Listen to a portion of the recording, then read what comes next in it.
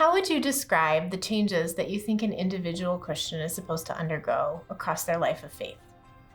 Maybe you'd talk about spiritual growth or someone's spiritual maturity or immaturity.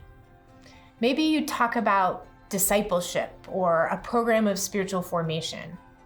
Maybe you'd use more theological language like sanctification or transformation. Maybe you would talk about someone's increased ability to submit and be obedient to the will of the Father.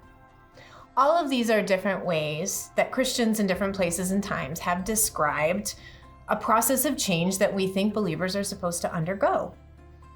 But each of these ways of describing transformation, discipleship, growth in Christ-likeness has a certain set of theological and biblical touchstones or underpinnings. Part of the work of THL 530 is to explore the diversity of ways that Christians have thought about spiritual growth, spiritual formation, or the life of faith. But the course is actually called Facilitating Spiritual Experiences.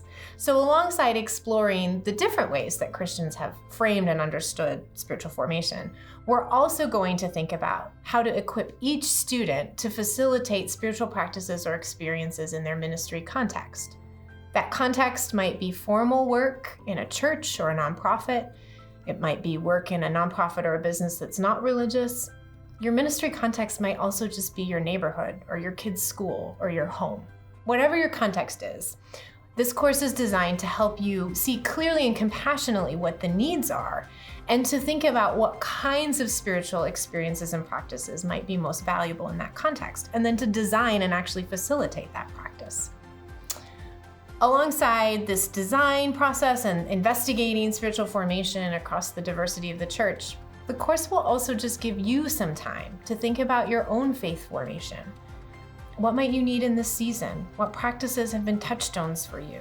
We're going to introduce new practices that you might find super meaningful, and you'll have ways to process with me, the faculty member, and with classmates, what it is that you might need in your own life at this time to connect deeply with the Lord and hear from God.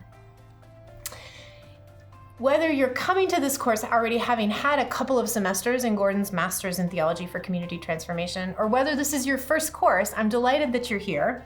And I think that we're really going to be on a journey together where each of us is going to find ourselves more transformed, sanctified, growing in maturity, having an opportunity for discipleship, however you might describe it. We'll find ways to grow together.